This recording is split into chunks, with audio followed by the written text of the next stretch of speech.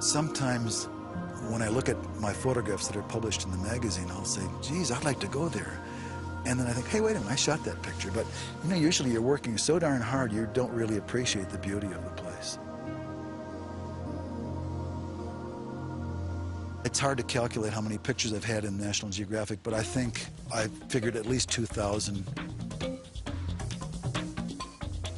My trips to China were often a little bit like surviving a plane crash, I felt, when I got back. But I wouldn't trade them for anything. They were marvelous experiences because they hadn't seen foreigners in 50 years. In traveling in China, the buses would break down periodically. And I learned what a marvelous opportunity this was, because we'd be on the highway in the middle of nowhere, and I would just say, well, I'm going to just keep walking straight ahead, and you pick me up when the truck is fixed. And I walked into some villages where people were just absolutely amazed, because here I was, this foreigner walking into this village, and I made some very nice pictures that I could never have made otherwise. A lot of people thought that when we worked on a story for the Geographic that we were given a script to work with. But in actual fact, you were just given a subject like time. I actually, as a photographic pun, I decided to photograph killing time. And I asked Cartier to give me some counterfeit watches that I shot bullets through.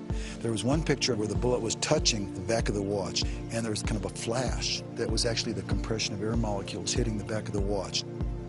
I wanted to photograph a hand holding a cesium atom from an atomic clock. I did that with a rubber glove. I photographed a hand holding about a $50,000 watch, and I wanted a surgeon holding a human heart. And so I went to Dr. Bailey at Loma Linda in California and explained what I was doing. And he agreed for the first time to let somebody photograph one of his transplants. So I just walked in the back door and I said, where's the scrub room? And I went up and I changed and went into the surgical ward, and he was just finishing up the removal of the heart, and we put it in a little Tupperware container and then did an ice chest, and then we flew straight back to Loma Linda and got there about dawn, and they put this heart in this little 2-week-old baby. And a few years ago, I was invited to her 10th birthday party, and I photographed her skiing at Lake Tahoe, and it was such a delight. Probably the most difficult picture I ever worked on for the Geographic was the cover for our 100th anniversary issue. Bill Garrett, the editor, wanted to illustrate our fragile planet. Can we save it?